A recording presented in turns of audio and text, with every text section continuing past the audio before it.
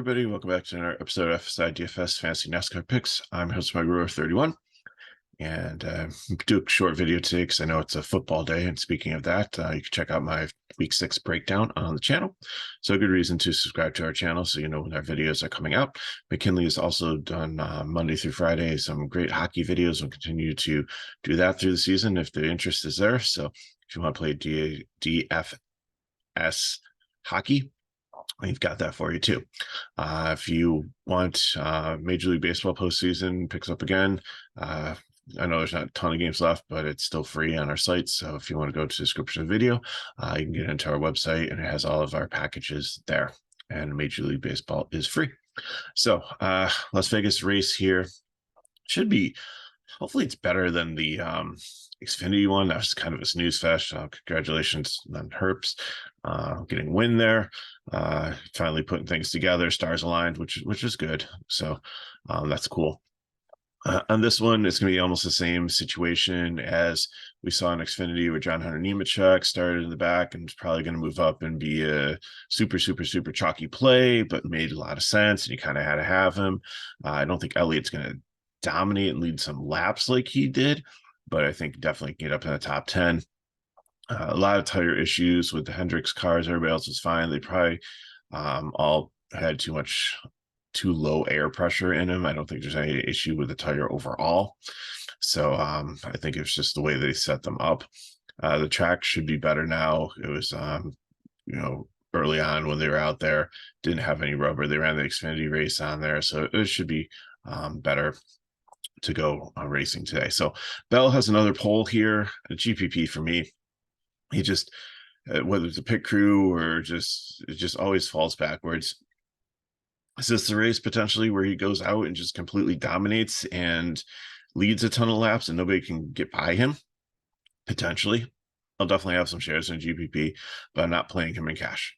Larson, I think, is just, these are his types of races here. So got to lock him in for cash. I believe he's just been so solid and just had some bad luck on some of these 1.5 tracks.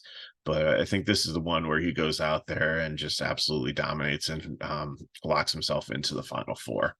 Byron also has looked really good here too, and I think it's going to be a very popular play also. Pivot off of Larson and cash if you don't want to play him as prime, if you think that he's going to have bad luck flare up again or something.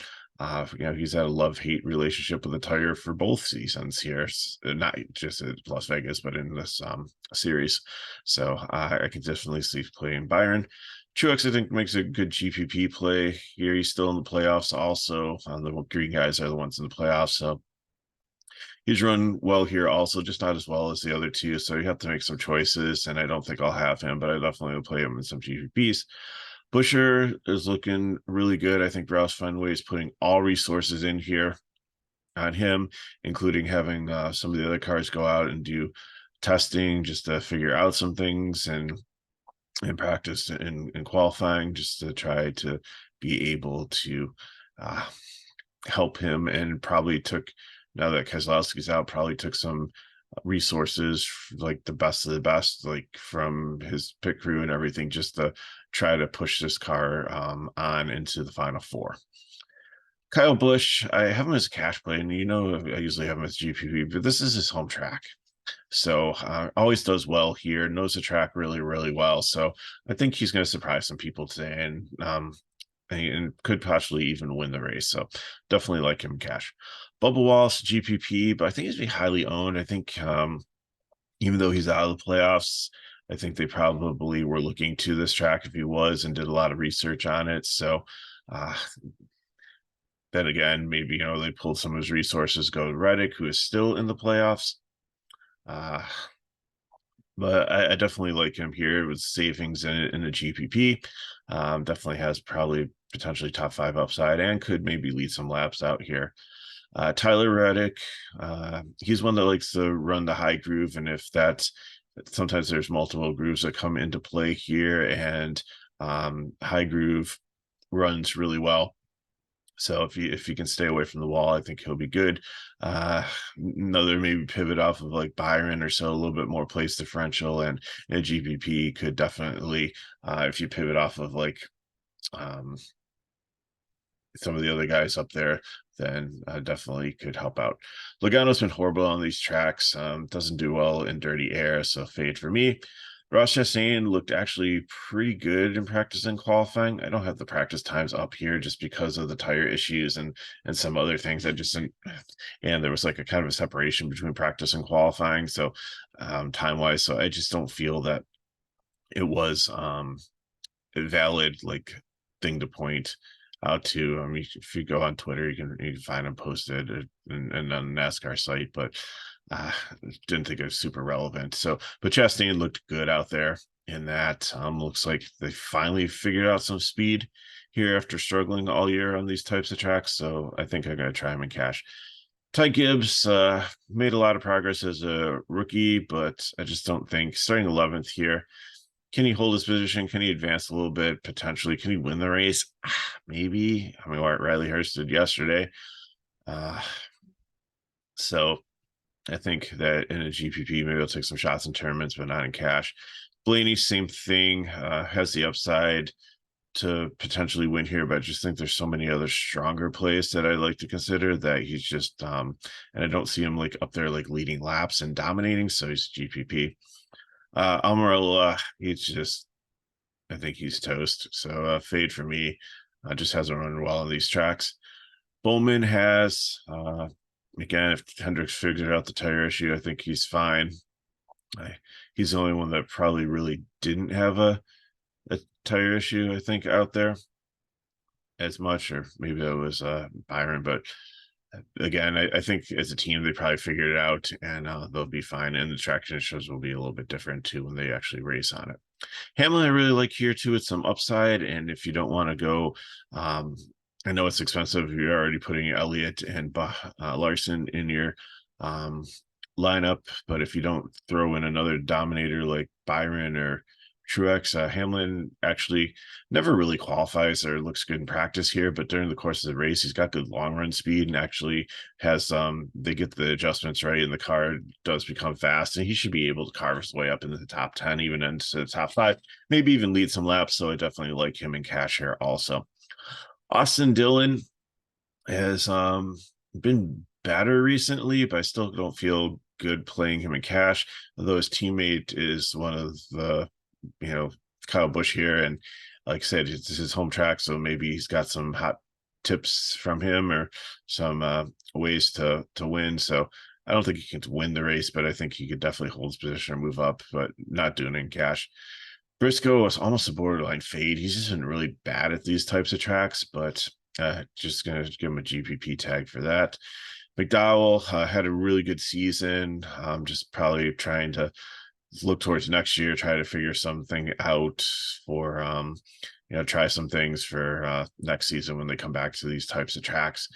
Cindric is going to be fade for me. He just doesn't hold his position. It's a sophomore slump. I think there's a lot to self-discovery that needs to happen in the off season for him to come back and be competitive next year, and hopefully that happens, because he did good as a rookie, and just this year it just isn't happening. So I think they're kind of just going through the motions, get the season over, and try to figure out some new things for next year. Haley, I think, is really strong here. Has had some really good, like the price point, and has had some really good runs on these type of tracks. Kozlowski, same thing, unless he's like all his resources went to Busher, but Busher has been really good here, so maybe they've shared some things with Brad, and Brad will have an opportunity to have some place differential here at 21. 85 is not a bad price tag on him, so I think I'll play him in some cash games too. AJ Allmendinger at GPP, like the price point. Think he can definitely be a top 20 car. A little bit of place differential probably. Eric Jones, legacy is starting to figure some things out towards the end of the season. It's too little too late, but I think there's a lot of things pointing towards next year. Of course, I don't know if Chevy's giving them a lot of resources anymore because they're going to Toyota next year. So we'll have to see what's going to happen with that. But I think he's viable for cash here. Harvick, GPP, I'd love to see him win one towards the end. I don't know if this is the track for him to do so. Just really hasn't looked fast, didn't look great in practice. It didn't qualify well, obviously. So a GPP for me. Hocevar has been very good. Like I said, these legacy cars have seemed to start to figure something out towards the end of the season. Other than Talladega, which is a super speedway, which is super volatile anyways, he's been good. So lock him in for cash for me. I think he's definitely a nice building block if you're trying to get those three expensive guys in. Really helps you balance out your lineup. Yaley starting 2-5 forwards, fade. Ty Dillon has some upside, I think, in GPP. Corey LaJoy, I think he's the cheapest guy down here that I would like to play. So I'm going to give him the prime tag. Gillian, been good, but I don't like this track style as much for him. So GPP like him better when he's starting down a little bit further. Stenhouse, I think, definitely can has some upside here. I know 71's kind of steep. You probably don't really going to land in that price range, which I get it. That's fine. So if you don't play him in cash, I get it, but I just thought he's viable if you do have the salary. McLeod not playing. Ryan Priest, I think there's some upside here in cash, and he's 1,000 less than Ricky Stenhouse. I think Stenhouse is a better play, but Priest has been showing a little bit recently. Another Stuart Haas car that kind of underperformed this year, but we'll see what's going to happen next year with them. Harrison Burton's just looked horrible. I don't know why he's staying in this ride next year again.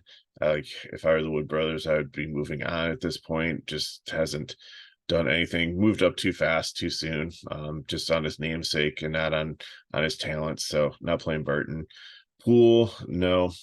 Elliott, I already said it's going to be a prime play, probably 50 or plus % owned here. You got to take him as the block. I know it's expensive. But I think you have to have him in cash. If fading with GPP makes sense, because then if he like crashes and ends and doesn't like progress and people don't get that place differential that they're paying for, then that's definitely going to sail you ahead in tournaments. And Suarez, I think you can play in cash here. Also had a tire issue. This car should be able to get up into at least the top 20. So there's at least 16 place differential points. So what I got for you. If you have any questions, leave them in the chat below. Hit me up at Megaro31 on Twitter, or X, whatever we call it nowadays. I already said go into the description of the video. You can look at our website and see all our packages. And if these videos help you, you've already helped by watching this far. So please subscribe, like the video, and share with your friends. So hope you have an amazing weekend. Check out all the great other videos on our channel. Good luck in your contest, and I'll see you next week.